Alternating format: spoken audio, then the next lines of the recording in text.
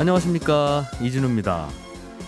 아파트를 분양받아서 입주하기 전에 다시 그 분양권을 되파는 걸 우리는 분양권 전매라고 하죠. 이게 부동산 투기 수단으로 악용되면서 요즘에는 투기 과열지구나 조정 대상 지역에서는 이렇게 일정 기간까지는 분양권 전매를 금지하고 있는데요. 실제로는 이 규정이 유명무실하게 돼서 분양권 전매가 많이 있다고 합니다. 오늘은 이 분양권 시장에서 일어나고 있는 상황 오늘 좀 전해드릴 거고요. 올해 상반기 우리나라 자동차 시장에서 벤츠, 아우디, BMW 이런 고가의 독일차 3사 판매량이 기록적으로 늘어났습니다. 이 배경이 뭔지도 한번 살펴보죠. 손에 잡히는 경제 플러스 바로 시작하겠습니다.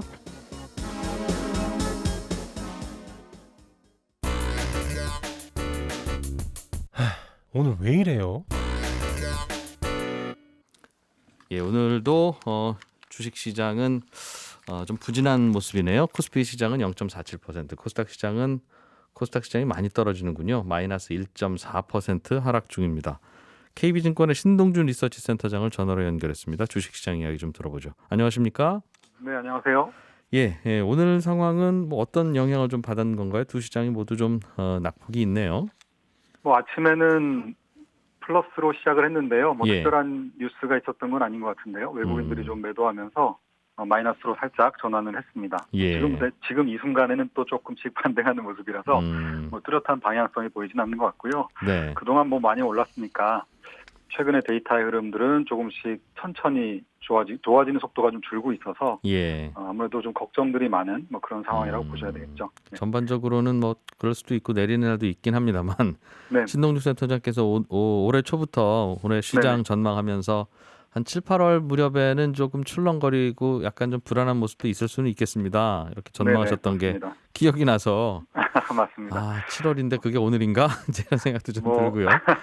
일단 상반기 중에 코스피 3,300을 저희는 이제 목표로 했었고 예. 그 레벨이 이제 도달을 했으니까요. 그리고 이제 나머지는 데이터들의 흐름이 지금 말씀드린 대로 둔화되고 있는 상황에서 이게 추세적이진 않기 때문에 중앙은행들은 긴축적인 정책들은 계속 이어갈 거거든요. 제 네. 속도로. 예. 그런 여러 가지 것들이 이제 그런데 주가는 좀 비싸 보이고 이런 상황들이 조금씩은 이제 작용을 하는 것 같고 예. 한두 달 정도 한 10% 남짓한 조정을 거치면서 그 부담들을 좀 덜어내고 가는 과정이 좀 필요해 보입니다. 그렇군요. 길게는 저희는 굉장히 좋게 보고 있어서요. 좋은 기회로 삼으시면 될 것 같습니다. 요즘 미국의 국채 금리도 꽤 생각보다도 많이 떨어지고 있고 그 델타 변이라고 합니까? 코로나 바이러스도 다시 좀 확산이 잘 되는 것 같고 그래서 아마 네네. 다시 거시경제 상황도 그렇고 시장도 그렇고 부진한 쪽으로 도는 게 아닌가 하는 그런 그렇죠. 걱정도 좀 있는 것 같은데 그거는 아직 큰 변수는 아니라고 보십니까? 델타 변이에 대해서는 확산세는 심하지만 그걸로 인해서 치명적인 어떤 사망률이 올라가거나 예. 이런 부분들은 아직은 좀 아닌 것 같고요. 그렇게 관찰되진 않는 것 같고 기존의 백신이나 치료제는 아직 없으니까 백신들로 인해서도 어느 정도 효과가 있다고는 하는데 예. 이제 문제는 접종률을 좀 높여야 되는 숙제들은 좀 있는 것 같아요. 그리고 이제 또 재택을 더 해야 된다거나 최근 네. 우리도 4단계를 검토하는 것처럼 이제 경제 활동을 좀 멈출 수 있다는 위험 이런 예. 것들은 좀 지금 걱정을 하시는 것 같고요. 근데 이제 모든 걱정의 기반에는 주가가 많이 올랐고 경제는 좋아지는 건 다 알고 있고 좋아지는 재료들을 대부분 반영을 했기 때문에 거기서 나오는 뉴스들이 불안해 보이시는 거죠. 만약에 지금 주가가 상당히 낮은 수준이라면 오히려 그런 내용들도 이렇게 크게 가격에 반영하기 좀 어려울 텐데 지금은 가격이 많이 올라 있다는 게 가장 그런 뉴스들이 눈에 많이 불안하게 보이는 이유가 아닐까 싶습니다. 요즘 주식시장의 특징 중에 하나는 이게 네네네. 다 내리거나 다 오르거나 그러면 그런가 보다 하는데 네네. 전반적으로 지수도 조금씩 오르기는 합니다만 이제 어떤 특정 업종 테마라고 하기도 하고 그런 것들이 또 올랐다가 그렇죠. 또 저게 좋은가 싶어서 가면 또 그거는 안 오르고 또 네. 지난주까지 내가 갖고 있었던 종목이 오르고 그렇죠. 참 투자하기 어렵다는 말씀 많이 하시더군요. 네네. 업종의 순환매가 굉장히 빠르게 일어나고 있는데요. 이거를 질서가 없는 것 같이 보이지만 제가 오늘 드리고 싶은 얘기는 코스피 대비해서 상대적인 주가 그리고 그 주가가 평균적인 레벨에서 얼마나 지금 벗어나 있는지. 예. 보통 때는 그냥 우리가 단순하게 주가만 보잖아요. 네. 근데 그동안 지난 한 10년 가까이 박스피였을 때는 그냥 주가만 봐도 이 흐름을 알 수가 있었는데 예. 지금처럼 코스피가 아주 빠른 속도로 최근 한 1년 동안 올랐기 때문에 나는 이 주식을 사서 별로 손해본 것 같지 않은데 상대적인 주가로 보면 나는 내 주식만 안 올랐기 때문에 어떻게 보면 남들은 다 부자가 됐는데 나는 예. 제자리에 있으니까 그래서 요즘에 뭐 벼락거지라는 유행어도 생긴 것처럼 상대적으로 좀 소외가 굉장히 심한 이런 데이터를 좀 보실 수가 있어요. 그래서 네. 데이터들을 좀 상대적인 주가, 아까 그런 평균 대비 벌어져 있는 이격도, 괴리율 이런 거랑 같이 좀 보시면 최근 인터넷이라든가 미디어의 업종의 주가가 뭐 카카오, 네이버 뭐 이런 것들이죠. 예. 주가가 지난 10년 동안 혹은 인터넷 같은 경우는 거의 금융위기 이후에 최대로 소외됐던 상황이었습니다. 올해 1월 달이. 올해 1월이 네네. 그리고 지금 5월부터 5월 말 정도부터 굉장히 빠른 속도로 이들이 올라오고 있긴 하지만 여전히 갈 길은 되게 멀어 보이고요. 그런 관점에서 또 뭐가 있을까를 찾아보면 게임하고 바이오예요. 예. 예. 게임하고 바이오도 지금 바이오 같은 경우는 코스피에 비해서 7개월 연속해서 지고 있고요. 지고 있다는 건 조금 덜 올랐다는 뜻인데. 그렇죠. 맞습니다. 그런데 코스피가 굉장히 빠르게 올랐기 때문에 수익률로만 보면 예. 코스피 대비해서 30%포인트나 지고 있는 겁니다. 아, 그러면 나는 바이오 사서 별로 안 손해보지 않았지만 저 사람은 30%를 돈을 번 거죠. 그런 맥락에서 보면 이런 경우에는 아주 극단적으로 소외된 경우에는 조금만 긍정적인 뉴스가 나와도 뭐 네. 대박인 뉴스가 아니라 뭐 예. 중박 정도 혹은 뭐 크게 리스크는 없구나라는 뉴스만 나와도 예. 아주 빠른 속도로 반등하는 준비가 되어 있는 주식들이거든요. 네. 그런 것들이 지금은 게임이나 바이오 아직 갈 길은 멀어 보이고요. 지금 최근에 조금 오르기 시작했지만 예. 또 코스닥 쪽도 비슷합니다. 오늘 코스닥이 좀 부진하지만 기노브에서 보면 코스닥도 굉장히 지금 부진한 소외되어 있는 상황이기 때문에 뭐 대비해서 좀 소외돼 있습니까? 코스닥이? 코스피 대비해서 코스피 그렇죠. 대비? 네네. 아, 네네. 예. 그래서 이런 부분들은 좀 뭐랄까요? 뭐 특별한 호재가 없어도 예. 오를 수 있는 주식들이기 때문에 좀 관심 있게 보시면 좋을 것 같습니다. 그러면 그 말씀은 코스피 대비해서 좀 내려가 있는 빠져 있는 주가가 있으면 그건 좀 잘 들여다보자라는 말씀은 네네. 어떤 업종이 특별히 좋거나 어떤 업종은 조심해야 되는 그런 거는 따로 없는 지금 시장인 것 같다. 업황도 그런 네네, 그렇죠. 전제가 있을 때 그게 유효한 거 아니겠습니까? 네, 맞습니다. 아까 말씀드린 대로 길게 흐름을 봤을 때는 예. 모든 비즈니스들이 지금 새로운 사업으로 전환하면서 새롭게 설비를 만들어내고 있고 예. 새로운 사람을 찾고 있고 이런 과정이기 때문에 한국 경제나 한국 산업에 대해서는 외국인들조차도 예. 굉장히 좀 다른 시각들로 보기 시작하시는 것 같아요. 그런 맥락에서 보면 큰 흐름의 구조가 바뀐다는 아주 좋은 그 전환점에 있다고 봅니다. 그렇군요. 그 관점에서 보면 이제 좋은 업종들, 소외된 업종들을 좀 찾아서 우리가 버려야 되는 업종이 아니라면 예. 게임이라든가 바이오가 장기적으로 보면 좋은 그 성장성이 있는 업종들 아니겠습니까? 예. 그런 관점에서는 괜찮아 보인다라고 말씀드리고 싶네요. 네. 올해 초에 들어서자마자 주식시장에서는 큰 토론이 한번 있었지 않습니까?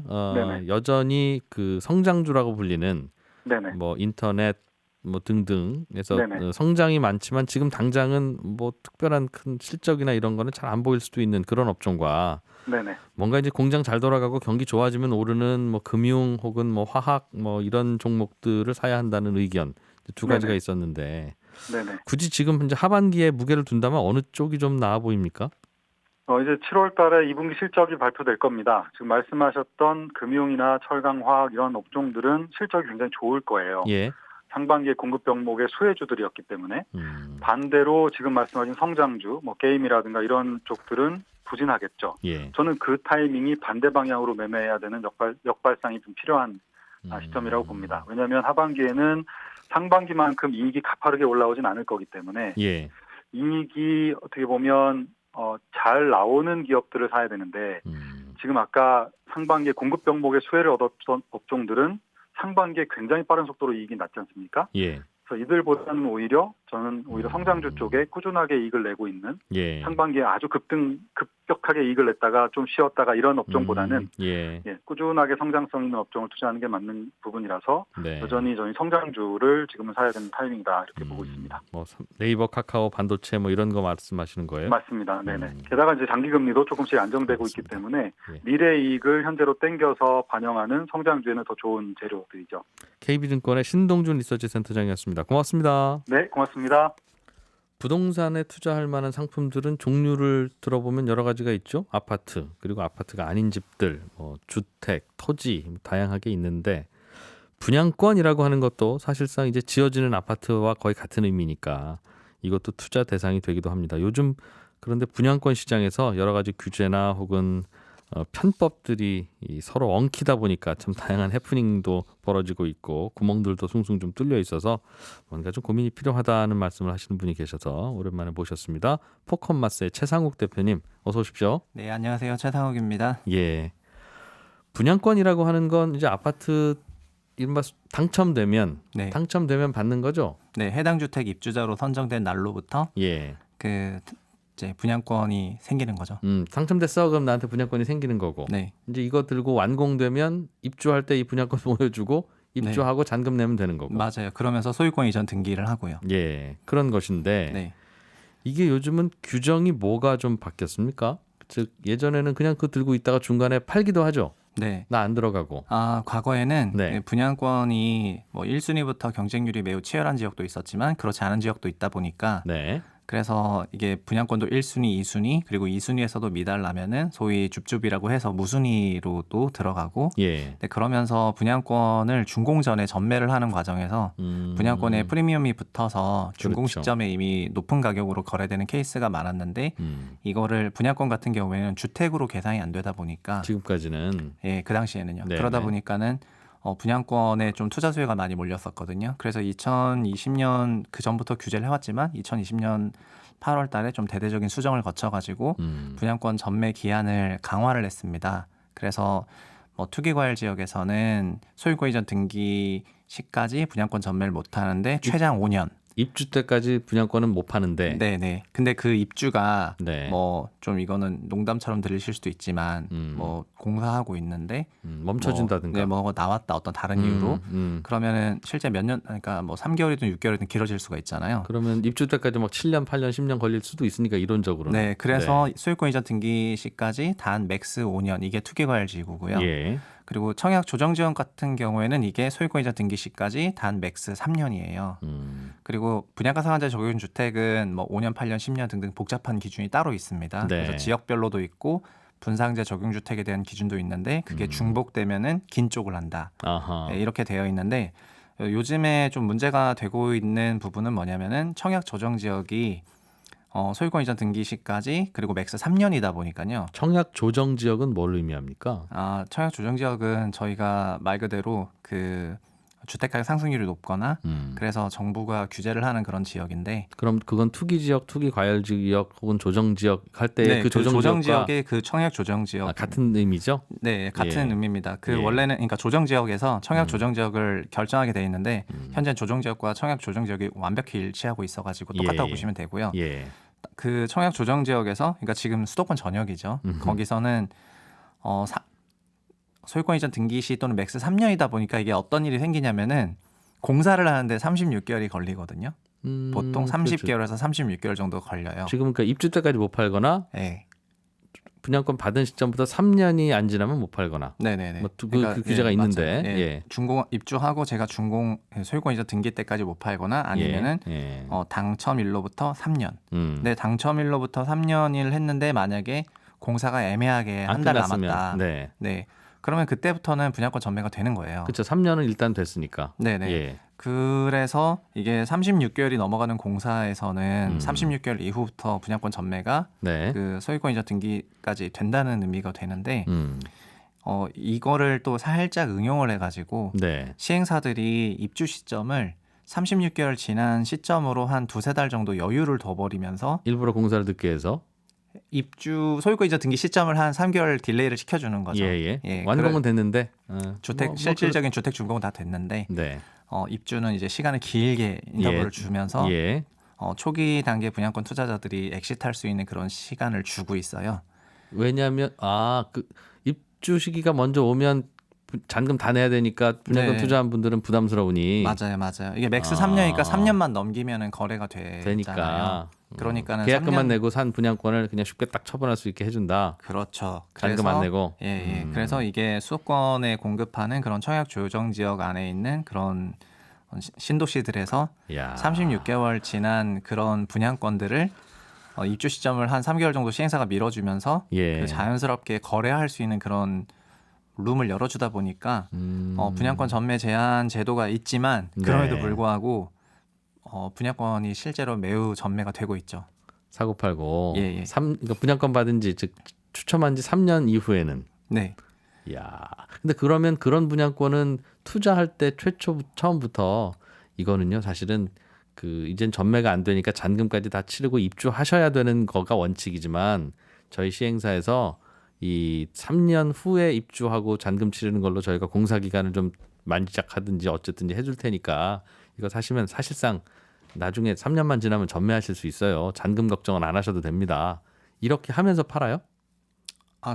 그 정도까지는 아니고요. 네. 이게 2018년 말에 그 분양권 전매 기한이 원래 1년에서 3년으로 그 길게 된 기간이 있었는데 네. 분양권 전매 1년만 하다 보니까 말 그대로 1년 지나서 프리미엄 붙여서 막 거래가 되다 보니까는 이게 문제가 된다 해서 소유권 이전 등기시까지 딱 해서 네. 이렇게 하면 막아질 걸로 생각을 했었던 것 같습니다. 근데 실제로 공사가 36개월 넘어서 뭐 40개월 된다거나 입주 시점을 4개월 정도 딜레이를 시켜주면은 결국 최후의 4개월은 거래가 되는 거기 때문에 그래서 이때 이제 거래를 할 수 있게 돼가지고 그거를 보니까 이제 다른 사이트들에서도 저기가 저렇게 하니까 우리도 저렇게 해야 되겠다 이러면서 요즘에 입주 임박한 그런 신도시들이 다 이런 방식을 써가지고 거래를 하고 있죠. 그리고 분양권 관련해서는 다만 세금도 높아졌어요. 예. 분양권을 1년 이하로 갖고 있는 경우에는 지금 올해 6월 1일부터 최대 세율이 70%고요. 분양권 상태에서 어차피 거래는 안 되지만 네네. 조정 지역 아닌 다른 평범한 지역은 거래는 되니까 네네네. 그렇더라도 1년 미만에 1년 미만 작업하면 분양권은 70%고 이게 단기 매매라고 해가지고요. 1년 초과 분양권은 60%의 세금을 내거든요. 네. 그래서 지금 신도시에 가보면은 분양가액은 4억이었는데 뭐 프리미엄이 3억 원 정도 된다. 예. 그러면은 그 프리미엄 3억 원에 대해서 지금 1년 초과로 갖고 계신 분이라 하더라도 66%의 세금을 내니까 차익에 거의 대해서 거의 한 2억 원 가까운 그런 세금을 내고 네. 프리미엄 세후 수익은 1억 원 정도만 발생을 하니까 이런 사람들이 종전에 프리미엄 3억인데 세금 2억 빠지니까 그렇죠. 이제 뭐 여러 생각이 들잖아요. 그래서 이거를 그 요즘에는 여기서 한 발 더 나가가지고 그 매수자가 네. 이 매도자의 그 프리미엄에 대한 양도 소득세를 대납해주는 조건으로 예. 이해되셨나요? 예. 세금은 양도한 자가 내야 되는데 판 분이 양도세를 내는 건데. 판자가 매도자가 내야 되는데 그걸 매수자가 네. 양도세를 대납해주는 조건으로 서로 거래를 하는 케이스도 많이 발생을 하고 있습니다. 뭐 사는 분은 그걸 굳이 왜 그래요? 프리미엄도 줄 이거는 거 다 산수가 주고. 들어가게 되는데 예. 그 아까의 케이스에서 이런 거는 잘 못 알아듣는 게 착한 사람인 거죠? 그렇죠. 이런 거래는 이거 무슨 매우 말씀하시는지 알겠습니다. 그러면 네. 평소에는 그러면 나쁜 생각 많이 하는 분이 그렇죠. 차근차근 모르는 게 설명해 정상인데 주세요. 왜냐하면 이런 거래 예. 흔한 거래가 아니니까요. 예. 근데 분양권 관련 세금이 66%까지 치솟다 보니까 이거를 매도자는 세후 수익을 높이고 싶고 반대로 예. 매수자는 세금을 대납해서라도 더 싸게 살 수 있다면은 서로 윈윈이라고 되게 생각을 하게 돼가지고 예. 양도세를 대납해주는 형태로 거래를 하시는 경우가 요즘 또 많이 늘어나고 있습니다. 예를 들면 분양가 5억 원인 아파트 네. 우리를 분양을 받았어요. 당첨이 됐어요. 네, 그런데 이제 팔 무렵에 보니까 시중 아파트 값이 올라서 8억쯤에 거래가 되면 이분은 프리미엄을 3억을 번 건데 원래 사신 분은. 예, 근데 시세가 8억이니까 8억에 서로 거래를 했으면 파신 분이 세금 2억 원 정도를 내야 되는데 그렇죠. 차익 3억 원에 네, 대해서. 맞아요. 그런데 그다음 거기까지는 이해가 됐는데 네. 그 다음에 어떻게 거래를 하길래 양도세까지도 사는 분이 물어주면 사는 분은 10억 낸다는 뜻입니까 그럼? 그건 아니고요. 네. 그 매도자 입장에서는 분양가 5억 원 원금이고 프리미엄에 대한 그런 세후 수익이 1억 원이잖아요. 예. 그 세후 수익을 가령 1억 2천만 원으로 2천만 원 높이고 싶다라고 예. 할 때 매도가액을 5억 플러스 1.2억을 내서 6억 2천만 원에 매도를 하게 되는 거고요. 6억 2천만 원에 매도하겠다 이렇게 하는 건데 예. 그 1억 2천만 원에 대한 양도소득세가 66%가 나가잖아요. 네. 그래서 약 한 7,500 정도 나갈 것 같은데 그 7,500을 매수자가 내주는 거고요. 알겠어요. 시세 8억이 네, 돼버린 네. 아파트를 맞아요. 내가 한 6억 5천에 팔 테니 네. 그 대신 당신이 내 양도세까지 다 내쇼. 맞습니다. 결국은 그럼 맞습니다. 당신은 한 8억 원저리에 사게 되는 건 마찬가지인데 한 조금 5천 싸겠죠? 정도, 예, 5천만 원 정도 더 싸게 사게 됩니다. 시세 8억을 한 7억 5천에 매수자가 사게 되고 세금 다 포함해가지고 이른바 다운 계약서를 쓰는 거네요. 그럼 시세보다 계약- 싸게. 사실상 오가는 돈은 거의 8억에 거래된 게 마찬가지. 오간 돈 다 계산하면 그런 건데. 다운의 컨셉이지만 다운 계약서는 불법이니까요. 그렇죠. 예, 다운 계약서 절대 하시면 안 되고 시세보다 싸게 준 거죠. 그리고 예, 예. 뒷돈 받은 시세 거죠. 그리고. 실거래 프리미엄보다 더 낮게 그리고 매도자는 세후 수익이 종전보다 좀 더 높게 그래서 이게 윈윈이라고 생각해서 이런 양도세 대납 조건으로도 부동산을 거래하는 게 신도시에서 많이 발생을 하고 있습니다. 그렇군요.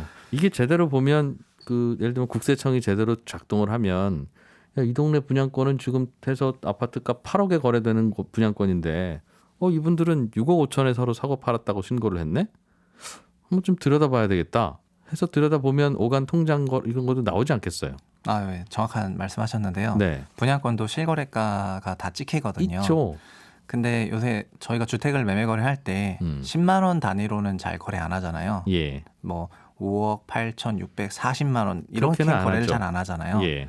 근데 지금 분양권 실거래 가격을 보면은 끝 단위가 10만 원인 게 매우 많아요. 왜 그렇게 해요? 왜냐면은 분양가액이 보통 10만 원 단위로 끝나는 맞아요. 게가 많으니까요. 그 네. 분양가액에 프리미엄 3억 원 줘서. 프리미엄 세후 수익률을 뭐 정액으로 하는 경우가 있는 거죠. 제가 세후 수익을 아까의 경우에 네네. 저는 한 1억 2천 하고 싶다, 1억 네. 5천 하고 싶다 이렇게 하면은 분양가에다가 정액 프리미엄이 붙어가지고 거래되는 가액이 끝 단위가 10만 원으로 끝나게 되거든요. 네. 그래서 요즘에 뭐 많은 지역들을 보면은 음.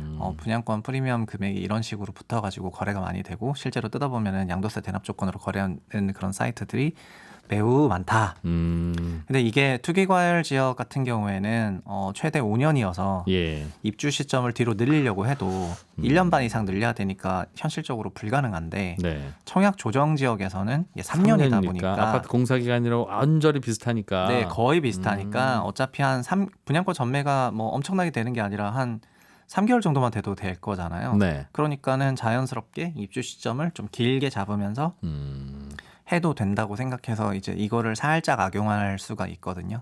그래서 청약 조정 지역에서도 뭐 4년 정도로 한다거나 한다면은 애초에 공사 기간이랑 중복돼서 이런 일이 발생할 가능성은 없어 보이고요. 예. 이 3년이라는 허점을 이용해서 시행사들이 이거를 활용하고 투자자들을 활용해서 이렇게 하는 것 같습니다.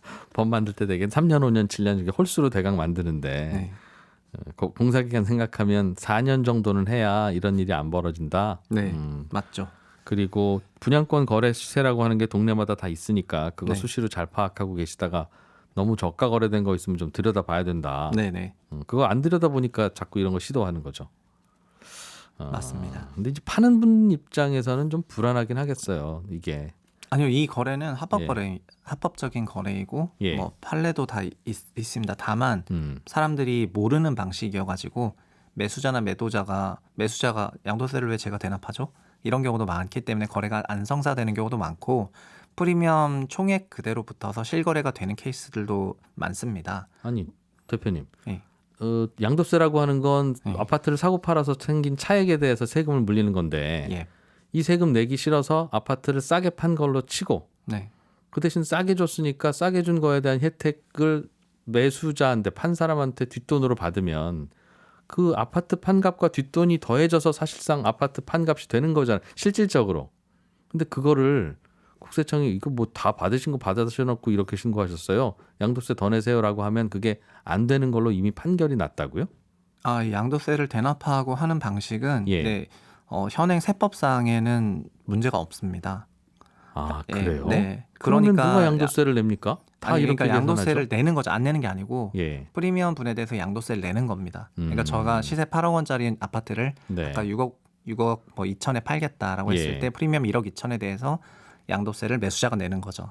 그리고 그 매수자가 낸 양도세도 그 양도세 총액만큼 실질적으로 더 매도 금액으로 계산해 가지고 네. 한 실질적으로는 거의 7억 원에 매도하는 형태가 돼서 사실상 그렇죠. 네, 그냥 그것에 대해서도 양도세를 한 번 더 계산해 가지고 그 양도소액금은 다 냅니다. 그러니까 세법상 큰 문제는 없지만 네. 이게 원래 세법의 취지는 단기 양도 차액에 대해서 70%, 1년 있어요. 초과 60% 이런 걸 하려고 했는데 이걸 다른 방식으로 우회한다는 게 네.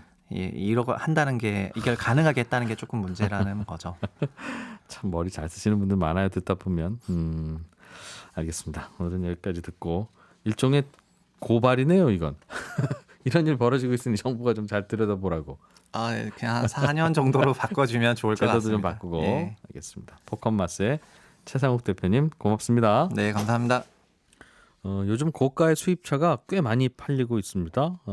거리에 돌아다니다 보면 고급 수입차들이라고 이제 카테고리를 정할 수 있는 그런 차들이 어떤 때 보면 택시보다도 더 많은 것 같기도 하고 아무튼 독일 고급 자동차 업체들도 야, 대한민국 대단하다 하는 그런 반응을 보인다고 하는데 고가 수입차가 잘 팔리는 이유가 뭔지 좀 궁금해서 MBC 라디오 차카차카 진행자인 국민대 권영주 겸임 교수님 모셨습니다. 어서 오십시오. 네, 안녕하세요. 예, 네. 오랜만에 나오셨네요. 네.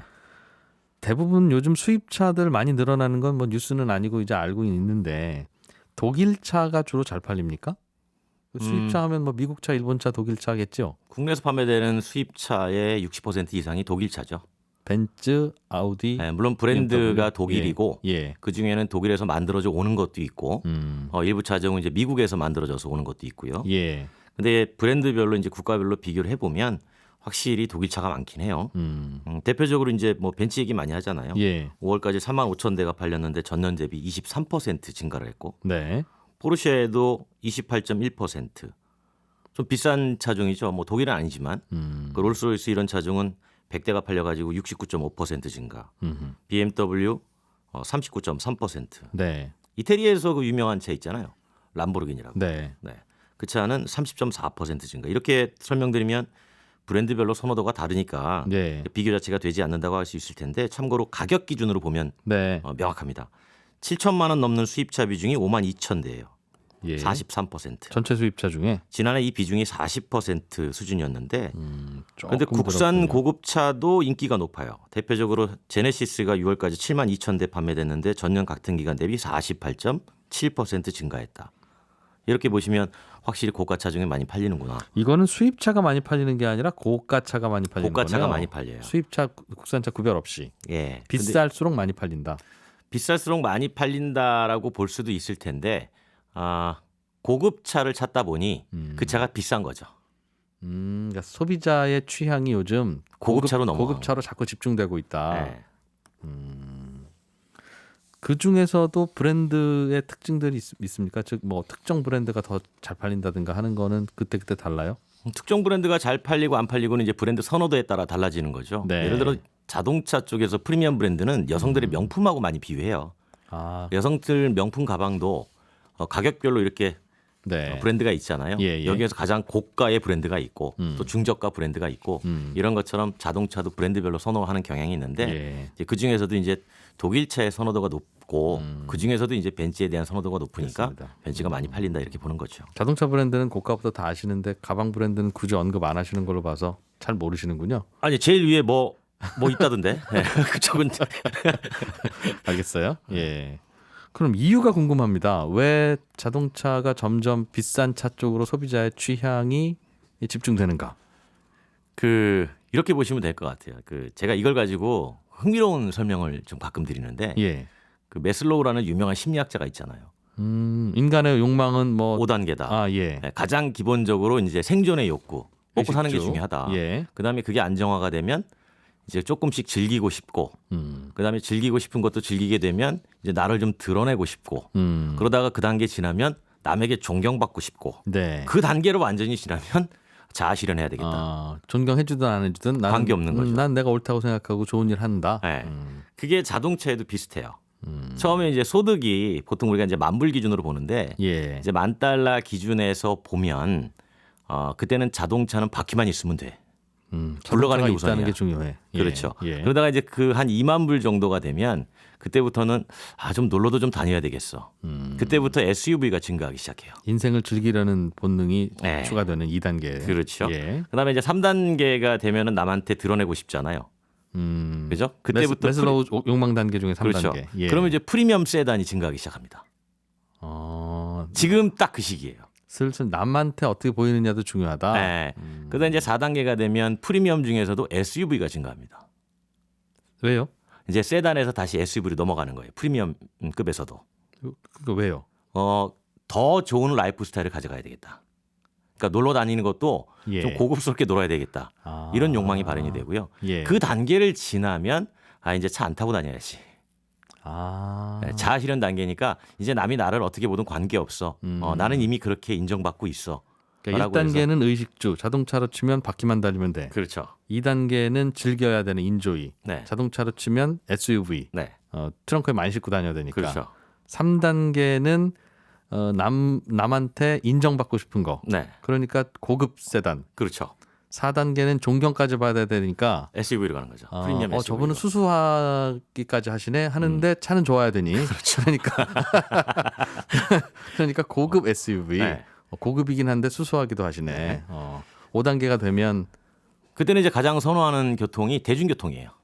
그냥 건강도 생각해야 되고 이게 연령별로 따릉이 이런 거 타고 다니면서 그렇죠. 네, 연령별로 존경받는. 보면 우리가 보통 사회 초년에 기본적으로 들어오는 게 20대 말에서 30대 초반이잖아요. 예. 이제 그래서 20대로 들어온다고 치면 연령이 이제 30대, 40대, 50대, 60대 이렇게 올라가는 거고. 그렇군요. 그런 상황에서 소득이 10,000불 기준으로 보면 이제 50,000불까지 가는 건데 지금 우리나라 소득이 30,000불에 진입했잖아요. 예. 그러니까 시작 단계가 바퀴만 있으면 돼 그런 단계가 아니고 이제 남한테 드러내고 싶은 욕망이야. 그 단계에서 시작을 해버리는 거예요. 요즘이 네, 그러다 보니까 30대, 40대가 고급 세단. 고급 세단을 많이 사요. 그러니까 주력 구매층이 달라진 거고 그 예. 흐름이 지금의 왜 이렇게 고급차가 많이 팔리느냐라는 현상을 해석해주는 트렌드인 거죠. 명쾌하죠? 우리나라에 그 SNS 유행 빨리 되고 하는 것도 그래서 그런가 보네요. 남한테 이제 드러내고 싶은 욕망. 내가 뭐 먹었는지 사실 왜 그렇게 잘 써서 찍어서 올리는지는 모르겠는데 그런 욕구가 기본적으로 있다. 소득 그렇죠. 수준에 따라서. 이게 철칙입니까? 다른 나라도 그래요? 다른 나라도 대체로 비슷하게 가요. 그러니까 SUV가 증가하는 소득 시점이 예. 20,000불이에요. 그러니까 20,000불이 어떤 나라든 소득이 근접하거나 넘어가기 시작하면 예. 그때부터 생존의 욕구는 끝났어. 그러니까 좀 즐기고 싶어라고 해서 네. SUV가 늘어나기 시작해요. 중국이 참고로 20,000불이 안 됐는데도 SUV 시장이 늘어났거든요. 예. 그 이유는 그 소득에 대한 기준이 좀 달라서 그래요. 바라보는 기준이. 예. 그러니까 중국에서는 $10,000 정도만 돼도 나는 어느 정도는 살아갈 수 있어. 그러니까 네. 나는 이제 조금씩 예. 즐길 거야. 라고 하는 SUV. 욕망이 이제 예. 나오게 되는 거죠. 그렇군요. 그럼 이러다가는 이제 고급형 SUV가 팔리는 단계가 다음에 온다는 거죠? 우리나라로 네네네. 치면. 지금도 뭐 조금씩 시작됐죠. 네. 네. 그러니까 저거는 뭐 되게 수수하네 싶은데 알고 보면 되게 비싼. 네. 근데 이런 와중에서도 시장이 이렇게 형성이 되니까 자동차 회사도 비싼 차 팔아야 되겠다. 그러면 이익이 많이 남으니까. 근데 이익이 많이 남는데 경쟁이 치열하잖아요. 예. 그러니까 이제 금융 프로그램을 열심히 만들죠. 금융 프로그램이라면 할부금융, 리스금융, 예. 그다음에 중고차 잔존가치 보장 아하. 이런 것들을 많이 만듭니다. 그러니까 차를 구매하는 과정에 있어서 어떻게 해서든지 이 사람의 경제적 부담을 낮춰주는 거예요. 이 사람이 필요로 하는 차는 뭔지 딱 저 차인데. 그렇죠. 매슬로우의 욕구 단계에 네. 의하면 분명히 저 차 고르실 건데 네. 가격이 부담되면 곰곰이 생각하다가 나가실 분이니 그렇다고 싼 차 추천하면 안 사실 그렇죠. 거고. 그러니까 거기다가 금융 프로그램을 넣어주는 거예요. 할부든 아니면 초기 부담을 줄이든. 그래서 우리 뭐 옛날에 그런 얘기 많이 했잖아요. 자동차를 사는 방법이 365가지가 있다고. 처음에 계약금을 5만 원 내고 할부를 10,000원씩 하고 나중에 몽창 몰아낼 거냐. 아니면 처음에 조금씩 내 부담될 때 좀 많이 내고 나중에 적게 낼 거냐. 아니면 나머지 금액은 이자만 내고 절반은 이자만 내고 예. 절반의 비용만 나눠서 낼 거냐. 이런 수많은 금융 프로그램들이 제공이 되는 거죠. 집 사는 방식하고 거의 이제 네, 비슷해졌네요. 비슷해요. 그러면서 이제 거기에 자동차 회사가 기왕이면 이자로 할부로 차를 사실 거면 예. 내려드릴게요. 이자를 조금 조정해 드릴게요. 이렇게 이제 접근하면 금융 부담이 좀 줄어드니까 이제 상대적으로 한 단계 윗급의 차종을 사는 경향이 더 강하게 생겨나는 거죠. 이게 이런 복잡하고 다양한 자동차 금융은 우리나라에만 특별히 더 발달돼 있어요? 아니면 원래 다른 나라도 사람 사는데 다 똑같으면 다 이런 게 나옵니까? 자동차가 이미 오랫동안 판매된 국가는 이런 금융 프로그램이 다 같이 발달돼 있습니다. 그래서 예전에는 자동차 회사가 금융 회사를 같이 가져갔어요. 예. 다 그랬잖아요. 이거는 캡티브 금융이라 그러는데. 그렇죠. 맞아요. 네, 근데 이제 예. 지금은 캡티브 아니더라도 뭐 워낙 그 리스나 그 은행권 이런 데서도 자동차 구매 금융 프로그램을 많이 만들어놔서 예. 본인이 선택하기 나름이에요. 음. 이게 은행 거를 이용하냐, 아니면 할부 금융을 이용하냐. 그럴 거예요. 네, 그래서 이제 우리 예전에 그런 얘기 많이 했잖아요. 차 사는 가장 좋은 방법은 현금 일시불이다. 이자 안 나가니까. 지금도 그렇습니까? 네, 지금도 그래요. 어. 어쨌든 이자는 나가는 비용이니까. 다만 예. 그 이자를 금리를 낮춰주느냐, 아니면 높게 받느냐, 이제 거기에 따라서 그렇겠죠. 선택이 달라지는 거죠. 이게 자동차 금융의 이런저런 상품을 설계하다 보면 가장 중요한 게 알겠는데 3년 후에 5년 후에 이 차의 잔존 가치가 얼마인지를 계산해야 맞아요. 그거를 깎아주든 나눠주든 맞아요. 나중에 네. 받든 이걸 할 텐데 그 잔존 가치가 정확히 계산되려면 오랫동안 중고차가 거래된 그 통계가 기록과 있어야 데이터가 있어야 되겠죠. 네. 그렇기 때문에 그걸 가지고 예. 자동차를 판매하는 회사가 3년 뒤에 가면 당신은 지금 1,000만 원에 주고 사는데 3년이 예. 우리가 대사오면 500만 원입니다. 그럼 50%가 보장이 되니까 예, 500만 원만에 대해서만 금융 프로그램을 하세요. 돌리면 되니까. 이제 그것 때문에 최근에 그 대기업의 중고차 시장 진출의 갈등도 같이 벌어지는 거예요. 이게 연동이 돼 있는 거죠. 왜냐하면 그게 소비자한테 이익이잖아요. 잔존 가치를 딱 보장해서 주는 게 네. 그렇겠죠. 그러면 자동차 회사는 잔존 가치를 더 높일수록 예, 소비자한테는 싸게 줄 수 더 있죠. 저렴하게 줄 수 있잖아요. 그렇죠. 그거를 하고 싶은 거예요. 이 네. 저 소비자한테 차 팔고 나서 저 소비자가 이제 중고차를 나한테 되파는 것을 전제로 파는 이 거래인데 그렇죠. 네. 되산 중고차가 가격이 높아야 나한테 이익이니. 그렇죠. 그런데 이제 그거는 유통의 시장이잖아요. 예. 근데 기존의 중고차 매매 사업자가 다 중소 상공인이다. 그러하니 대기업이 여기 들어오는 건 소상공인 보호 측면에서 맞지 않다라고 해서 갈등이 생긴 겁니다. 있기는 있죠. 지금. 네, 소비자들은 대기업이 들어와서 오히려 가치 보장을 많이 해주세요. 그래야 내가 돈을 적게 내니까 네. 이렇게 요구를 하고 있는 거고 어허. 대기업은 그래서 진출하려고 하는데 이제 기존의 중고차 사업자들은 당신들이 들어오면 네. 처음에 차 살 때부터 물량을 다 가져갑니다. 중고차 물량을. 그렇죠. 그렇죠. 소비자가 팔 게 있어야 팔다가 다 되잖아요. 현대차, 기아차한테 팔 네. 테니까. 그래서 이제 소상공인들은 반대를 하고 있는 거고 여기서 이제 정부가 아직 결정을 못 내리고 있는 거죠. 소비자 입장에서는 중고차 사업을 누가 하냐 안 하냐의 문제가 아니라 그 자동차를 판매하는 대기업이 중고차 사업까지 하면 처음에 신차를 살 때 더 싸게 살 수는 있겠네요. 그렇죠. 내 차 중고차도 당신들이 가져가는 걸로 약속하고 도장 찍자 하면. 그렇죠. 왜냐하면 이제 그렇게 되는 게 뭐냐면 품질이 관리가 되면 또 네. 대기업은 품질이 관리가 되니까 이 차는 믿을 수 있네라고 하는 인식이 퍼지면 잔존 가치가 더 올라가요. 네. 그러니까 그거를 노리고 들어가는 거죠. 아하. 알겠습니다. 그거는 어디까지 왔어요? 지금 중고차 사업을 대기업도 시켜줄 거냐 말 거냐는 아직 결론이 안 났습니다. 아직도 갈등입니까? 아직 결론이 안 났고요. 예. 그래서 제도적으로 소상공인들이 품질 보장을 해줄 수 있는 법적 근거를 만드는 게 더 우선이냐, 아니면은 대기업들의 진출을 허용해 주는 게 맞느냐 네. 이럴 건데 사실은 지금 수입차는 인증중고차를 하고 있는데 반해서 수입차가 더 많이 팔리거든요. 국내 네. 시장에서. 예. 근데 르노, 삼성이나 쌍용이나 쉐보레 같은 경우에 국내 회사잖아요. 그 회사가 파는 물량보다 더 수입차가 많이 팔고 있는데 수입차는 하고 국내 회사 못하니까 이건 역차별이다라는 알겠어요. 얘기도 그래서 나오는 거죠. 소비자에게 자동차를 싸게 할부로 주려면 중고차 사업까지도 우리가 해야 된다. 네네네. 수입차는 이미 하고 있지 않냐. 네 그런 얘기죠. 그런 이슈군요. 잘 들었습니다. 국민대학교 권용주 겸임 교수였습니다. 고맙습니다. 감사합니다. 예, 손에 잡히는 경제 내일 아침 8시 30분에 다시 인사드리겠습니다. 이진우였습니다. 고맙습니다.